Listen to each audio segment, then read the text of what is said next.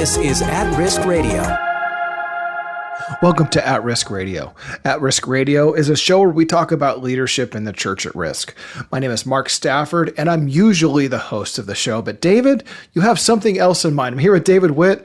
David, what have we got going on today? Mark, we've had over 100 episodes now. Over 100 episodes. Yep, and you've done a fantastic job, and I love working with you. Thanks. And so I came in and I told Mark this morning, we need to switch roles. Let me be the host and you be the anchor, because there's a lot of people out there that do not know your story, Mark, and are interested and ask me, what's the deal with Mark? So I think today we can answer that. Yeah. So Mark, I'm going to interview you, and I want you to bring out your story as being a leader to the church at risk. I mean, you're part of our team here, and I've just enjoyed our working together, collaborating, Kingdom Heart. We've had such great theological discussions, and you love the Lord, and you're a leader yourself, and you've really contributed a huge amount. So, Mark, to start with, well, thanks. Yeah. Out of the gate, let's hear your story of, how did Christ capture your heart, and then we're going to move into really even in serving the persecuted church. Okay, well, I've been around the church since I was a little kid, so I've been a part of the church for a long time. But kind of one thing led to another, and I found myself in Bible college, and I'm an instrumentalist, and so there was this gospel group that needed a bass player. And so I'm like, okay. And they're like, we'll give you a full ride to learn how to be a pastor, and you get to travel the country. So I'm like, okay, I guess I'll do that. So I picked up my bass and I started traveling around the country in this gospel group, being a representative for what is now called Arizona Christian University. It was called Southwestern Conservative Baptist Bible College back then. So I toured with them. That went on to me touring with another group and playing professionally for a while. Well, honestly, then I got married. I had a Bible college degree. I graduated, with summa cum laude out of my class. And I got married, and, the life on the road was not quite suitable for married life. And so I dove into using my degree and being a pastor. I was a youth pastor for a number of years, worked for a little church kind of in the mountains here in Arizona. And then I moved down to the valley, and I worked for a large church down there as their youth pastor. And I went on to work for kind of an offshoot of the Harvest Bible Chapel movement. And so I worked with them for a while. And during that time, I had to do all of my own media all the time. And when I was at the college, I picked up a lot of that. And long story short, I went into planning a church. I guess I should back up one more step. Let me get to where I got into this kind of thing. Mm-hmm. I picked up a job in a Christian radio station. It was a 100,000 watt monster of a Christian radio station, doing fundraising for them. I had all of their media outside of the actual radio. So I picked up a lot about what to do with radio, what to do with promotions. I was in charge of all their promotions. I was in charge of all the promotions that happened on air. And I, from there, started Ablaze Media on the side to kind of deal with customers who needed something other than what was happening on the radio. I went into to another job, full-time job in a church. I was doing that in the church, doing the media thing on the side. And I decided I wanted to plant a church, and I planted a church right in your backyard. Yes, that's when we really get to know each other. Yeah. I literally lived, less than a block away from the SOM office while I was planning this little church down the street from the SOM office. And I was there for 4 years. I took Ablaze Media. I turned it into into kind of my half-time job to keep the church plant funded. And as I was working, honestly, we could talk a lot about planting a church in your neck of the woods, but it's a very difficult place to plant a church. So the media company I started kind of took off. I have about 100 different companies that I work for. And the church plant I was pastoring at the time, it just kind of faltered. It was not doing so well. So and there was some trouble back at home. And I'm like, home at the home church, my sending church, not at my own personal home. So I decided at that point I needed to go back to my sending church for a while and kind of help them through some issues that they were working with. I was a trusted voice back at the home campus and jump into Ablaze Media full time. And so here I am doing Ablaze Media full time and doing things like At Risk Radio. And that's when I connected through that whole process. I connected with Spirit of Martyrdom back in those church planting days. A couple of your staff were coming to our church at the time, and we just really fell in love with what you guys were doing. And we've been a part of the Spirit of Martyrdom team for, 7 or 8 years now. It's been a long time. Yeah. So Mark, again, that's one of the things I just appreciate about you so much, your experience, your heart. You truly are a shepherd. You're a pastor's heart, and our staff connected with you. And I think that's how, again, our relationship really started to grow there. But then I've always been amazed of how diverse you are in your skill set, what you've done, like the radio work, being a youth pastor at the Arizona Christian University in the past there. So, I mean, it's been fun. And you're just so, in musician, I mean, you're so diverse in all those things. I'm curious in the first half, though, once you before we go to a break here, though, just comment on those seasons you talked about. Was there a particular season, or was it combined together, of how you grew the most in the maturity of your own leadership, of working with the ultimately Christians, the body of Christ, non-Christians? If you think about how you are marked to who you are today, was there one thing that kind of rises above the rest? Well, if I'm being honest, I worked for a lot of people who really invested a lot into me as far as leadership is concerned. I learned a lot from Steve Ingram. He was a senior pastor of the church I served in Litchfield Park. And so he really invested in me, and I was leading. I led a whole mission agency in addition to being a youth pastor, kind of out of the church. This thing that we called student missionary internship, and so I was taking kids on the mission field all the time, and as well as doing some kind of deep discipleship with those kids. That was really where I kind of cut my teeth as far as leadership is concerned. And then as I moved over to what's called Canyon Bible Church, but it's an offshoot of Harvest Bible Chapel, I was at first as associate pastor there, I was in charge of basically running the church. That's kind of the way associate pastors are. I just kind of made everything happen for the pastor. And I had just dozens and dozens of people underneath me, all of the teams that make a Sunday morning work. That was really my job. Kind of in between there, when I was working with the station, I worked for this little station. I mean, it was little, but it had a huge reach, KGCB FM. Yeah, we used to listen to that. We used to listen to that radio station all the time. Yep. Yeah, and we were over in your neck of the woods, even though I was based out of Prescott. Anyway, all that to say, I worked with some of the most gifted people in broadcasting you could have ever imagined. I was in this room of just top end professionals, and here I am as a guy a little bit green out of a youth ministry, just soaking it all in. And my boss there, Carol Stensrud, she really invested a lot in me as well, and she leaned on me a lot. And still to this day, we're great friends.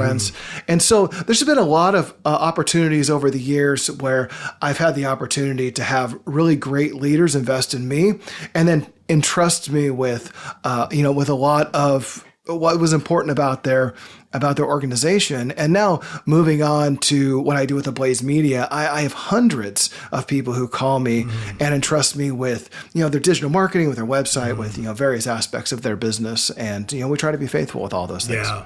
Well, Mark, I especially appreciate, we're going to come back after the break and talk even more about, the heart that you brought out in that testimony. It's the intimate relationships of people who impacted your life, and then how you were able to pass that on and experience that in other ministry, and now how that's grown to the global church. So let's break now, and then we'll come right back and connect it to the rest of the global work. At Risk Radio. Every Sunday in America, over 60 million people freely walk into the doors of a church fellowship. But not everyone enjoys this kind of social freedom. Christians face harassment in 145 countries around the world. Some even give their lives today because of their faith in Jesus. Persecution is harsh. Women and children are the most vulnerable of all people groups. But be inspired that your family in Christ is boldly sharing love and hope, despite local officials doing everything they can to silence them. In fact, let me assure you that our prayers today bring them comfort and love. Thank you for standing with our persecuted family. To stay informed and to help assist, go to spiritofmartyrdom.com.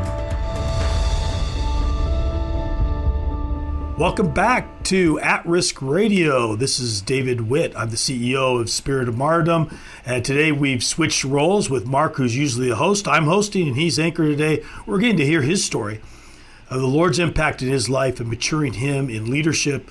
And now today, even serving the global church in partnership with Spirit of Martyrdom International. So Mark, you have been amazing support of so many parts of this ministry and part of a team too, with my wife Cindy as publications director. You guys work so well together and again, cranking out amazing pieces for our communication, our mailing, and so much else of our communication that we do. So talk about the ultimate impact that's had even spiritually to you as you grow with the Lord and even biblical insights.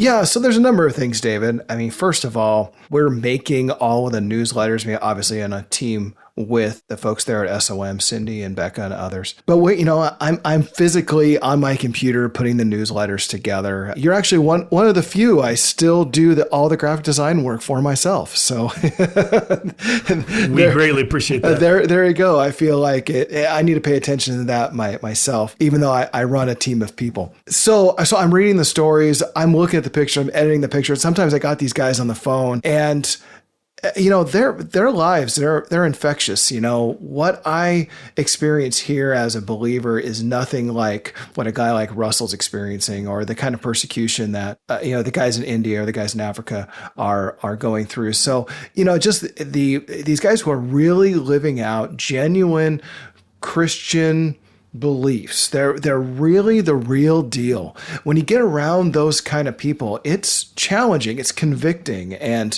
it's been a privilege to be around those kind of leaders for all of these very many years that we've been working with SOM. I've often said, David, I wish that every one of my customers was SOM. I wish that, just because I'm running a business, there's some businesses I work with that, we're glad to do work for them, but it's not the kind of global impact that SOM has. And so, we really wish that we could have only organizations like SOM and to be all about the kind of work that SOM is doing. Is there any one story, Mark, that while you've worked with us all these years that really impacted you personally?